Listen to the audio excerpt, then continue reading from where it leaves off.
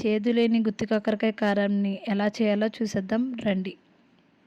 ముందుగా అర కేజీ కాకరకాయని తీసుకుని తొక్క చెక్కుకుని మధ్యలో కట్ చేసుకుని గింజలు తీసుకుని కొంచెం ఉప్పు పసుపు పట్టించుకుని 10 నిమిషాల పాటు పక్కన పెట్టుకుని ఇప్పుడు గట్టిగా పిండుకుని పక్కన పెట్టుకోవాలి. ఇప్పుడు కారం తయారు చేసుకోవడానికి స్టవ్ మీద ఒక కడాయి పెట్టుకుని అది హీట్ ఎక్కిన తర్వాత ఒక కప్పు పల్లీలు, ఒక గుప్పుడు ఎండు కొబ్బరి, 1 టీ స్పూన్ ధనియాలు, హాఫ్ టీ స్పూన్ జీలకర్ర, 4-5 ఎండుమిర్చి వేసుకుని దోరగా వేయించుకుని చల్లారిన తర్వాత మిక్సీ జార్లోకి వేసుకుని 4-5 వెల్లుల్లి, కొంచెం పసుపు, రుచికి తగినంత ఉప్పు వేసుకుని కోర్సుగా బ్లెండ్ చేసుకోవాలి.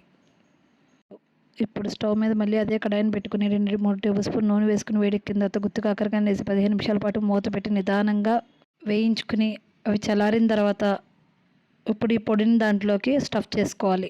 ఇప్పుడు మళ్ళీ అదే ప్యాన్లోకి 2-3 టేబుల్ స్పూన్ నూనె వేసుకుని స్టఫ్ చేసుకున్న ఈ కాకరకాయ ముక్కలను వేసుకుని వేయించుకుంటే ఎంతో రుచికరమైన కాకరకాయ గుత్తికారం రెడీ.